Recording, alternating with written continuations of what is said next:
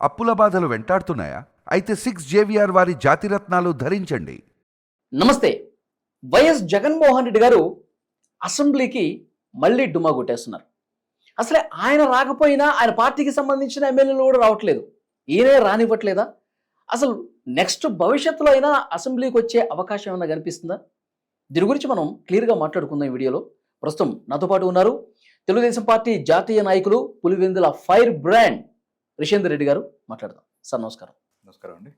జగన్మోహన్ రెడ్డి గారు ముఖ్యమంత్రిగా పనిచేశారు, ప్రతిపక్ష నాయకుడిగా పనిచేశారు. ఇప్పుడు ప్రతిపక్ష హోదా లేదనుకోండి. ఆయన అసెంబ్లీలో ఉండి గొంతెత్తి ప్రశ్నిస్తే ప్రజల్లో ఒక ఆలోచన వస్తుంది.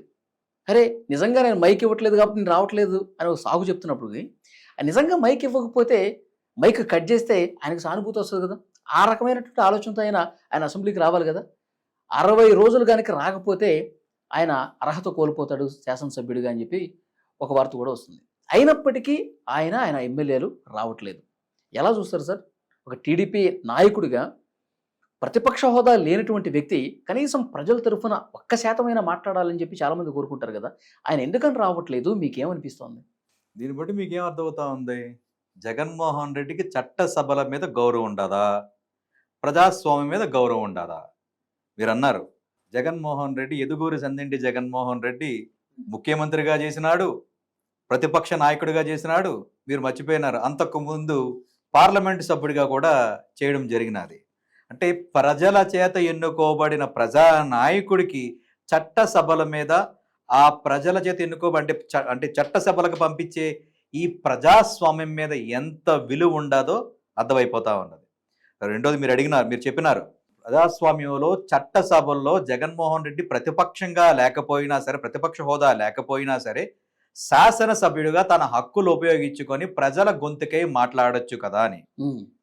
జగన్మోహన్ రెడ్డి ఎందుకు రావట్లేదనేది మీరు లోతుగా విచారించగలిగితే 2024లో ఈ 5 కోట్ల మంది ప్రజలు కూటమి ప్రభుత్వానికి అఖండమైన మెజారిటీ ఇచ్చి పరిపూర్ణమైన విశ్వాసంతో, బలంతో ఈ ఆంధ్ర రాష్ట్రంలో కూటమి ప్రభుత్వం బలంగా ఏర్పడడానికి కారణం ఆంధ్ర రాష్ట్రంలో 5 కోట్ల మంది ప్రజలు, 164 మంది ఎమ్మెల్యేలని ఈ రోజు కూటమి దాంట్లో ప్రభుత్వం ఏర్పడి అంత బలంగా ఏర్పడిందంటే గడిచిన 15 నెలల్లో ఆంధ్రప్రదేశ్ ప్రభుత్వం ఎంత అద్భుతంగా పనిచేస్తుంది అనేది నిదర్శనం.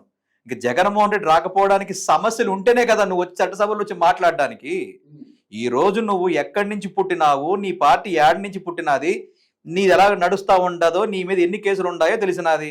జగన్మోహన్ రెడ్డి పార్టీ ఏడు నుంచి పుట్టినదండి? జైలు గోళ్ల మధ్య పుట్టినది. పార్టీ ఎక్కడి నుంచి పెరిగినదండి? అవినీతి సొమ్ముతో పుట్టినది, అక్రమ సంపాదనతో పుట్టినది. సో ఇట్లాంటి వ్యక్తులు 4 గోళ్ల మధ్యనే ఉంటారు తప్పించి 40 వీధుల్లోకి వచ్చి మాట్లాడే దమ్ము ధైర్యం జగన్మోహన్ రెడ్డికి ఉండదా? రెండోది, జగన్మోహన్ రెడ్డి ఎప్పుడు కూడా, మీరు ముఖ్యమంత్రిగా ఉన్నప్పుడు కూడా మేము చూసినాం, ఎప్పుడైనా సరే పరదాలు లేకుండా జనాల మధ్యలోకి వచ్చినాడా? అది మీరు చెప్పగలగాలి ఈ ఆంధ్ర రాష్ట్ర ప్రజలకి. అంటే జగన్మోహన్ రెడ్డికి ఒక భయం, ఒక ఫోబియాతో తిరగతా ఉన్నాడు. గడిచిన 15 నెలల్లో కూడా కూటమి ప్రభుత్వం సుపరిపాలన బ్రహ్మాండంగా చేస్తా ఉంది. గౌరవ నారా చంద్రబాబు నాయుడు గారు ముఖ్యమంత్రి యొక్క సారథ్యంలో కూటమి ప్రభుత్వంలో ప్రతి మంత్రివర్యులు 5 కోట్ల మంది ప్రజలకి ఏమేమి కావాలో అనే దాని మీద మా యొక్క 164 మంది ఎమ్మెల్యేలు కానివ్వండి, ముఖ్యమంత్రి గారి సారథ్యంలో ఈరోజు ప్రభుత్వం ముందుకు పోతా ఉంది. గడిచిన 15 నెలల్లో దేశంలో ఏ రాష్ట్రం చూసుకున్నా కూడా మీరు కంపేర్ చేసుకుంటే గనక మన ఆంధ్ర రాష్ట్రంలో జరుగుతున్న సంక్షేమాలు ఏ రాష్ట్రంలోనైనా జరుగుతూ ఉండాయా? 1వ తారీఖు కల్లా ఎన్టీఆర్ భరోసా ద్వారా మన పెన్షన్ ఇవ్వడం జరుగుతూ ఉండదు. ప్రతి 1వ తారీఖుకి ప్రతి ఒక్క ఉద్యోగస్తుడికి జీతాలు జమ చేయడం జరుగుతూ ఉండదు. నిధులు ఆగట్లేదు. మనకి జరగాల్సింది, మన యొక్క ఎజెండా ఏది? ఒక కుటుంబ ప్రభుత్వం ఎజెండా ఏంది? మనకి నిధులు రావాలి అంటే సంపాదన సృష్టించగలగాలి. మన ముందు మన క్యాపిటల్ సిటీ కట్టుకోగలం, మనకు రాష్ట్ర రాజధాని కావాలి, రైతులకు నీళ్లు కావాలి. దాని ఉద్దేశంలోనే పోలవరం ప్రాజెక్ట్ పూర్తి అనడం జరుగుతూ ఉంది. పోలవరం ప్రాజెక్టు కనుక పూర్తి అయితే కనుక ఎగువ నుండే వంశధార నుంచి దిగువ నుండే తెలుగు గంగ వరకు ప్రతి ఎకరానికి నీళ్లు పోతా ఉంటాయి. రాయలసీమ ద్వారా, రాయలసీమతో కలుపుకుంటే మాకు రాయలసీమ ప్రాంతానికి కూడా ప్రతి ఎకరానికి నీళ్లు వస్తూ ఉంటే రైతు అనేవాడు ఎంత ఆనందంగా ఉంటాడు. అంటే ఆంధ్రప్రదేశ్ మనదొక హార్టికల్చర్ హబ్గా తయారవడానికి ప్రధాన భూమిగా పోలవరం ప్రాజెక్ట్ పూర్తి అవుతా ఉంటుంది. గత ప్రభుత్వంలో పోలవరం ప్రాజెక్టు మనం 72% పూర్తి చేస్తే కనుక 2018-2019 పూర్తి చేస్తే తర్వాత జగన్మోహన్ రెడ్డి ప్రభుత్వం వచ్చిన తర్వాత ఆ యొక్క ప్రాజెక్ట్ ని ఎంత అటకెక్కించినారో కూడా చూసినాము. క్యూసిక్ అంటే ఏంటో తెలియదు, టీఎంసీ అంటే తెలియని ముఖ్యమంత్రి ఉన్నాడు. అలాగే ఒక నోటి పారుదల శాఖ మంత్రిగానే ఉన్న వ్యక్తులు కూడా ఆ ప్రభుత్వంలో మనం చూడడం జరిగింది. అదృష్టవశాత్తు ఆంధ్ర రాష్ట్ర ప్రజలు ఒక మంచి మ్యాండేట్ ఇచ్చినారు కాబట్టి ఈ రోజు పరుగులు తిరుగుతా ఉంది. ఆంధ్ర రాష్ట్ర ప్రజలు ప్రతి ఒక్కరూ సుఖంగా ఉండారు. ఏ సమస్య ఉందని చెప్పి జగన్మోహన్ రెడ్డి అసెంబ్లీలోకి వస్తాడు. సార్, చంద్రబాబు నాయుడు గారికి ఎంత సమయం ఇస్తే నాకు అంత సమయం ఇస్తే నేను రేపటి నుంచి అసెంబ్లీ ఏ అర్హత ఉంది first of all Jaganmohan Reddy అది అడగడానికి? ఇదే ప్రశ్న ఇదే ఆంధ్ర రాష్ట్ర ప్రజలను అడగమని చెప్పండి. ఇదే ఆంధ్ర రాష్ట్ర ప్రజలు నిజంగా గనక ప్రతిపక్షం ఇస్తే గనక నువ్వు మాట్లాడాలనుకుంటే నీకు ప్రతిపక్ష హోదా కూడా నువ్వు పనికిరాని వాడు అని చెప్పేసి ఈ యొక్క జగన్మోహన్ రెడ్డిని పక్కన పెట్టేస్తే చంద్రబాబు నాయుడు గారితో ఒక రాష్ట్ర ముఖ్యమంత్రితో నీ పోలికేందయ్యా? రాష్ట్ర ముఖ్యమంత్రి గారు ఈ శాసనసభ పక్ష నేత, వారికి ఆ యొక్క సంఖ్యాబలం ప్రకారము చట్ట ప్రకారమే ఎంత టైం అవకాశం ఇవ్వాలనేది సభాపతి మీద ఆధారపడి ఉంటుంది, చట్టసభల మీద ఆధారపడి ఉంటుంది. ఈ రోజు రూల్ నువ్వు రాయడమో ఇంకోటి రాయడమో కాదు. నీకు తెలీదా నీకు ఎంత పర్సెంటేజ్ ఉంటే నీకు ప్రతిపక్ష హోదా వస్తుందో? ఇదే ప్రతిపక్ష హోదా నువ్వు ప్రజలను అడుక్కోపోయేసి ప్రభుత్వాన్ని అడుక్కున్నావు అంటే నువ్వు ఎంత దిక్కుమాలిన పరిస్థితిలో ఉన్నావు అని అర్థమవుతా ఉంది. ప్రజలకు భయపడి ఈరోజు చట్టసభలకు రావట్లేదు, నువ్వు పిల్లివి. ఈ రోజు అంటే నిజంగా చెప్పాలంటే జగన్మోహన్ రెడ్డి అనేవాడు ఒక పిల్లి. నీకు ఆ భయం ఉంది కాబట్టి ఈ రోజుకి కూడా నువ్వు చట్టసభల్లోకి రావట్లేదు. నాకు మైక్ ఇవ్వట్లేదు అని అంటా ఉన్నావు. ఆ మైక్ పట్టుకొని రోడ్డు మీదకి పోవయా, జనాలు ఎంతమంది నిలబడతారో చూస్తా ఉంటాము. నీ సెట్టింగ్లు పెట్టుకొని నీ యొక్క దండుపాలెం బ్యాచ్ ప్రభుత్వం భయపడుతున్నట్టు కదా సార్. చంద్రబాబు నాయుడు గారు కానీ 164 మంది కూడా భయంతో వణికిపోతున్నారంట. జగన్మోహన్ రెడ్డి అసెంబ్లీకి వస్తే ఆయన యూరియా కష్టాలు ప్రస్తావిస్తారంట. తర్వాత సూపర్ 6 ఏ విధంగా ఎగ్గొట్టారు, ఎంతమంది అర్హులకి ఇవ్వకుండా పోయారు, ఎంతమంది కట్ చేశారు, అసలు సూపర్ 6 అమలు అవుతుందో లేదో దీన్ని క్వశ్చన్ చేస్తారంట. తర్వాత మెడికల్ కాలేజీలను ప్రైవేటీకరణ చేస్తా ఉన్నారు. చాలా చాలా సమస్యలు ఉన్నాయి. అవన్నీ ఎండగడతాడు కాబట్టి అదే ఎండగట్టేటప్పుడు చట్టసభలోకి రాయ్యా జగన్మోహన్ రెడ్డి. నీకేమైనా దండుబాలెం బ్యాచ్ లాగా నీకు బ్యాండ్ మేళం పెట్టుకుని అసెంబ్లీ గేట్ దగ్గర నుంచి నేనేమైనా చట్టసభల వరకు లోపల తీసుకుపోవాలనా? అంటే నువ్వు అది కోరుకుంటా ఉండవా? నువ్వు అర్థం కావట్లేదు. నీకు ఏ సమస్యలు ఉన్నాయో మీకు గతంలో కూడా చెప్పడం జరిగింది. ప్రతి శాసనసభ్యుడికి తన సమస్యల మీద కానీ తన నియోజకవర్గ సమస్యల మీద కానీ లేకపోతే కనుక రాష్ట్ర సమస్యల కోసం మాట్లాడాలంటే చక్కటి వేదిక. ఎందుకంటే ప్రతి ఒక్క మంత్రి కానీ సాక్షాత్ ముఖ్యమంత్రి గారు కొలువై ఉండే శాసనసభాపతి సమక్షంలో ప్రతి ఒక్క వ్యక్తి అక్కడ కొలువై ఉంటారు. అక్కడ కూర్చోవడం జరుగుతుంది. ప్రతి వ్యక్తితో నువ్వు మాట్లాడటం కూడా జరుగుతుంది. ప్రతి సమస్యను నువ్వు ప్రభుత్వం దృష్టికి తీసుకెళ్లే అవకాశం ఎక్కడైనా ఉందంటే శాసనసభ అవకాశం ఉంటుంది. దాన్ని కూడా ఉపయోగించకుండా తాటాక చెప్పులకి ఏదో మంత్రాలకి చింతకాయలు రాలుతాయనే మాదిరిగా నువ్వు ప్రతి దాని మీద మాట్లాడతానంటే వచ్చి మాట్లాడు. మా దగ్గర ప్రతిగా సమస్య ఉంది. ఈ రోజు యూరియా కోసం నీకు అది రైతులను అడుగుపోయేసి రైతులు ఎంత ఆనందంగా ఉన్నారని తెలుస్తా ఉంది. దేశంలో ఎక్కడా లేని విధంగా ఆంధ్ర రాష్ట్రంలో యూరియా సప్లై జరుగుతూ ఉంది.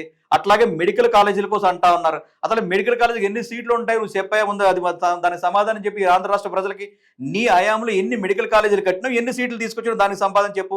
మెడికల్ కాలేజీ కోసం ప్రభుత్వం దానికి సంబంధించిన ఖర్చు నువ్వు ఎంతకు పెట్టినావు దానికి సమాధానం చెప్పు. 17 అని చెప్పుకున్నా. అలాగే సూపర్ 6 అంటా ఉన్నావు. ఒకే ఒక్క నిమిషం సాగిస్తావు, 60 సెకండ్లు టైం ఇస్తావు. సూపర్ 6 లో ఎన్ని కార్యక్రమాలు జరిగినాయి, ఎంతమందికి లబ్ధి పొందినారు, ఎంతమంది ప్రభుత్వ ఖజానాకి డబ్బులు ఖర్చు అయినాయో, ఎంత ఆదాయం వచ్చింది, ఎంత ఖర్చు పెట్టామనేది ఒక 60 సెకండ్లో నువ్వు చెప్పగలిగితే మేము కూడా దానికి సమాధానం చెప్తాం.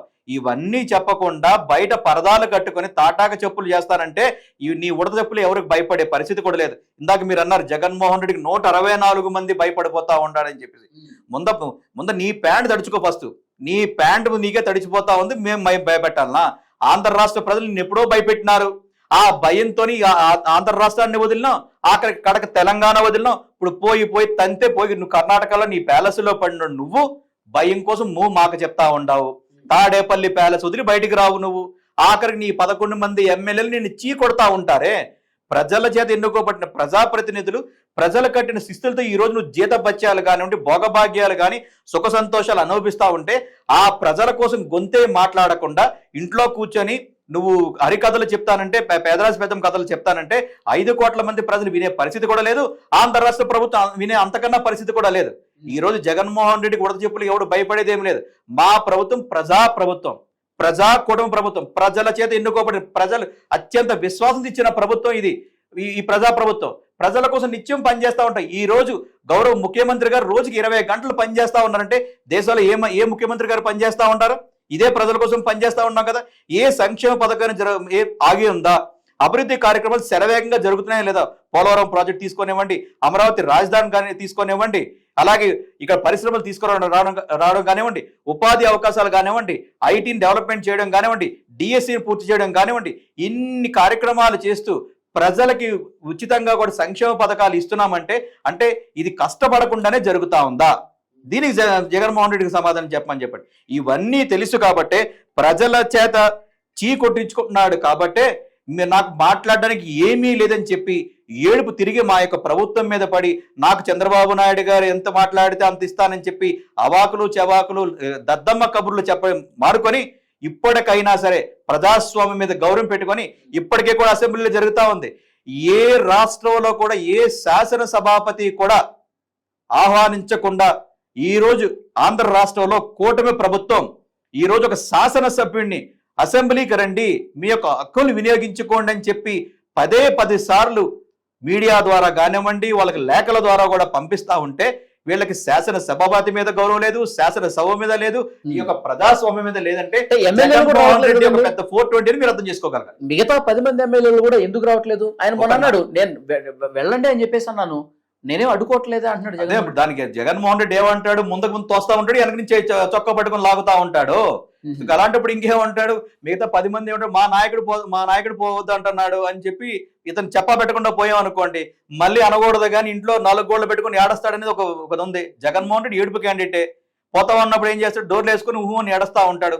మళ్ళీ ఆ ఏడుపు మాకెందుకని చెప్పి కనవ 10 మంది ఎమ్మెల్యేలు గమ్మున ఉంటా ఉంటారు. ఎవరైనా సరే, మీరు కూడా ఇందాక అన్నారు, ఏ శాసనసభ్యుడైనా సరే చట్టసభలకు గౌరవించి 60 రోజులు కనుక రాకపోతే గనక అనర్హత వేసి అనేది ఖచ్చితంగా జరుగుతా ఉంది. ఆ భయంతో నేను వస్తాడంటారా భవిష్యత్తులో? అది చూడాలి. అదే చెప్తా ఉన్నాను కదా, రాకపోతే చొక్కా పట్టుకుని ప్రజలు లాక్కొని వస్తారండి. మీరు నేను కాదు, తెలుగుదేశం పార్టీ నాయకుడిగా నేను కాదు, విలేకరుగా మీరు కాదు, ప్రభుత్వానికి దానికి సంబంధం అయితే ఏమీ లేదు. చట్టసభలను గౌరవించే శాసనసభలు ఖచ్చితంగా రావాల్సిందే. లేకపోతే ఇదే చట్టసభలకు పంపించిన అదే ప్రజలు చొక్కా పట్టుకుని లాక్కొని వస్తారు. ఎలా లాక్కొని వస్తారో చూద్దాము. రాలేనప్పుడు శాసనసభ తీసుకునే అవకాశం ఖచ్చితంగా ఉంది. ఇప్పటికే ఆల్రెడీ 5 కోట్ల మంది ఆంధ్ర రాష్ట్రంలో ఈ చర్చ జరుగుతూ ఉంది. ఎందుకు జగన్మోహన్ రెడ్డి 11 మంది సభ్యులతో ఎందుకు వెళ్ళపోవట్లేదని అది తెలుస్తా ఉంది.